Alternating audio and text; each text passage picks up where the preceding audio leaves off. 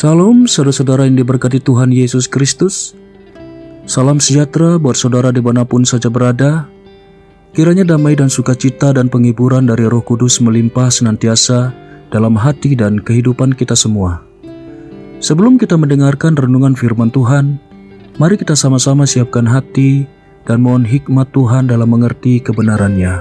Mari kita berdoa.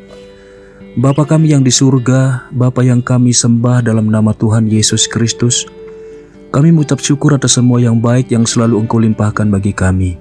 Berkat perlindungan-Mu dan kasih setia-Mu, serta segala kebaikan-Mu bagi kami. Terima kasih karena Engkau masih memberikan kami kekuatan, kesehatan, dan berkat Tuhan. Dan saat ini kami mau mendengarkan firman-Mu, berbicaralah kepada kami secara pribadi, jamah hati kami dan Roh Kudus-Mu berikan kami pengertian untuk dapat memahami akan kehendak-Mu.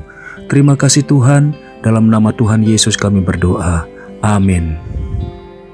Saudara-saudara yang diberkati Tuhan, renungan firman Tuhan saat ini terambil di dalam Yohanes 15 ayat 1 sampai 2. Akulah pokok anggur yang benar dan Bapakulah pengusahanya. Setiap ranting padaku yang tidak berbuah, dipotongnya, dan setiap ranting yang berbuah dibersihkannya, supaya ia lebih banyak berbuah. Pohon anggur digunakan oleh Tuhan Yesus untuk menggambarkan seperti apa kehidupan kita dan hubungannya dengan Dia. Agar dapat tumbuh dengan baik, pohon anggur membutuhkan kondisi iklim dan tanah yang khusus. Pohon anggur juga membutuhkan perawatan yang seksama agar dapat memberikan buah yang memiliki kualitas terbaik. Itulah sebabnya Tuhan menggambarkan kehidupan kita sebagai pohon anggur. Kehidupan kita memerlukan kondisi yang dapat mendukung pertumbuhan rohani kita, agar dapat bertumbuh sesuai dengan rencana Allah.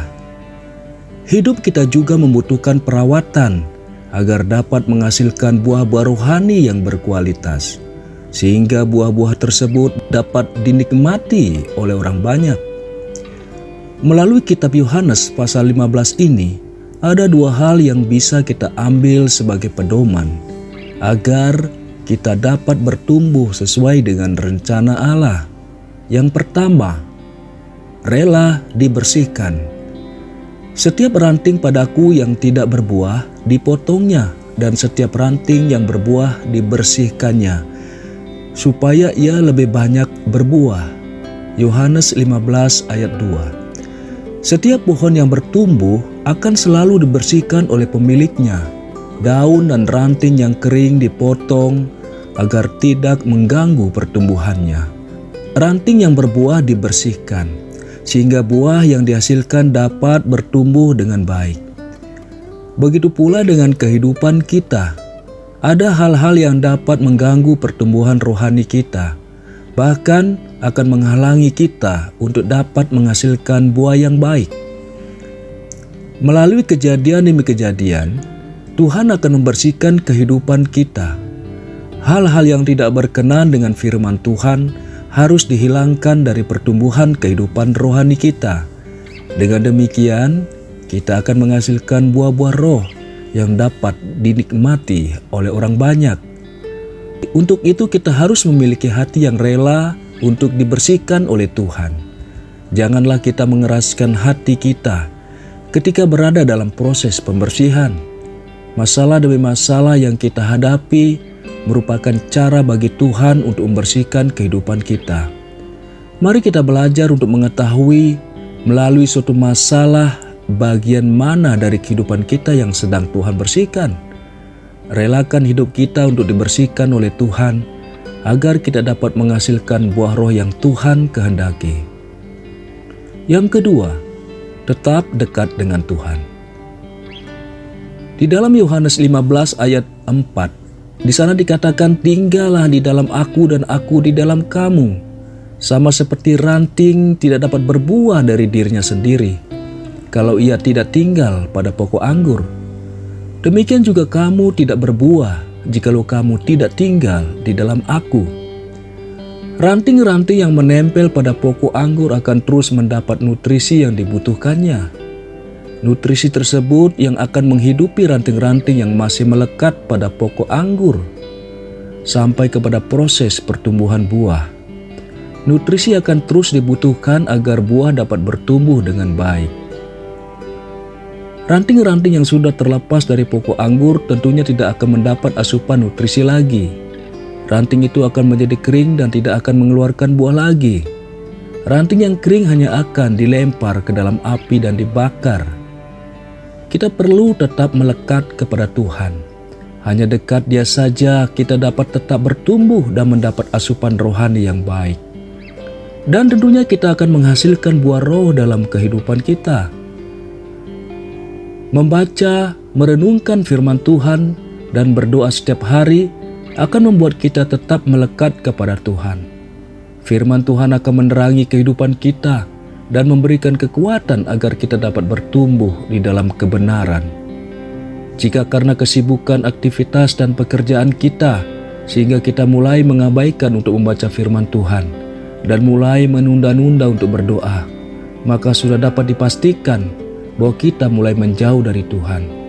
Hati-hati dengan keadaan seperti ini, karena kita tidak akan mendapatkan nutrisi rohani yang kita butuhkan. Keadaan ini akan membuat kita mati secara rohani dan tidak akan menghasilkan buah roh yang Tuhan kehendaki.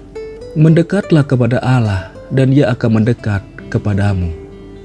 Yakobus 4 ayat 8. Walaupun keadaan tidak mendukung dan kondisi kita melemah, tetaplah mendekat kepada Tuhan. Dia akan menolong kita dan memberikan kita kekuatan. Bahkan Dia akan mengangkat kita dan memberikan kemenangan demi kemenangan dalam berbagai masalah dan pencobaan.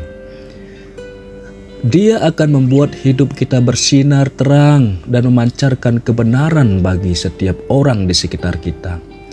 Kita akan menghasilkan buah-buah roh untuk dapat dinikmati oleh orang banyak. Haleluya. Tuhan adalah kekuatanku dan perisaiku. Kepadanya hatiku percaya. Aku tertolong sebab itu beria-ria hatiku, dan dengan nyanyianku aku bersyukur kepadanya. Tuhan adalah kekuatan umatnya dan benteng keselamatan bagi orang yang diurapinya. Mazmur 28 ayat 7 dan 8. Tuhan itu kekuatan dan mazmurku, Ia telah menjadi keselamatanku. Suara sorak-sorai dan kemenangan di kemah orang-orang benar. Tangan kanan Tuhan melakukan keperkasaan. Tangan kanan Tuhan berkuasa meninggikan. Tangan kanan Tuhan melakukan keperkasaan. Aku tidak akan mati, tetapi hidup, dan aku akan menceritakan perbuatan-perbuatan Tuhan. Mazmur 118 ayat 14. Amin. Saudara-saudaraku yang dikasihi Tuhan, setelah kita merenungkan firman Tuhan yang singkat ini, saya rindu mengajak saudara-saudara untuk berdoa. Mari kita berdoa. Bapa kami yang di surga, kami mengucap syukur atas firman-Mu yang telah kami dengar dan renungkan. Firman-Mu yang mampu mengubah hati kami dan memberi kami kekuatan yang baru dalam melakukan segala aktivitas dan rutinitas kami. Ya Tuhan, kami mau menjadi ranting yang tetap menempel pada pokok anggur yang adalah Tuhan sendiri. Beri kami hati yang rela dibersihkan, sehingga kami mampu mengeluarkan buah yang bisa dinikmati oleh Tuhan dan sesama kami. Kiranya Roh Kudus-Mu terus menuntun hati kami untuk mengerti kehendak-Mu dan menjadi pelaku firman-Mu. Terima kasih Tuhan, kami serahkan semuanya ke dalam tangan-Mu. Ampunilah segala kesalahan dan dosa kami. Kiranya berkat dan damai sejahtera serta kasih karunia Tuhan terus menjadi bahagian kami. Hanya di dalam nama Tuhan Yesus kami berdoa. Amin. Haleluya. Saudara yang kasih Tuhan, saya percaya firman Tuhan saat ini sudah menjadi berkat dan kekuatan bagi kita semua. Tuhan Yesus kiranya memberkati. Sampai jumpa pada renungan berikutnya. Shalom.